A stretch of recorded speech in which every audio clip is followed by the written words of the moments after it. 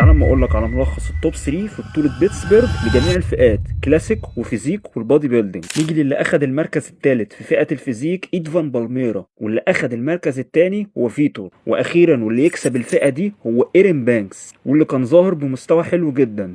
نيجي بقى للكلاسيك فيزيك، واللي اخذ المركز الثالث هو اللاعب ريتشارد. نيجي بقى للمركزين الاول والثاني واللي اتنافس عليهم البطل راف ديزل والبطل الاسباني هوزيما، والاتنين ظهروا بمستوى كويس، فمن هنا ياخد هوزيما البطل الاسباني المركز الثالث، واللي سبق وعملت عليه فيديوهات قبل كده وقلت ان هو هيكون مستقبل مستر اولمبيا، هو وانتون راتوشني. واخيرا وراف ديزل يكسب البطوله وياخد المركز الاول. نيجي بقى لفئه البودي بيلدينج، واللي اخد المركز الثالث هو اللاعب مارتين، واللي كان كسب قبل كده كريس بومستد في بطوله ايفا براغ في فئه الوزن المفتوح. ونيجي بقى للتوب 2 واللي اتنافس عليهم بطل مستر اولمبيا 2023 ديريك لانسفورد ونيك ووكر صاحب المركز الثالث في مستر اولمبيا 2022. وهنلاقي ان نيك ووكر ظهر بمستوى حلو جدا بعد غياب فتره كبيره عن البطولات، وهنلاقي ان هو اخد المركز الثالث اخيرا بقى، واللي يكسب البطوله دي البطل ديريك لانسفورد وياخد المركز الاول. وعايزك تقول لي رايك في التعليقات، مين اللي كان يستحق المركز الاول في الثلاث فئات؟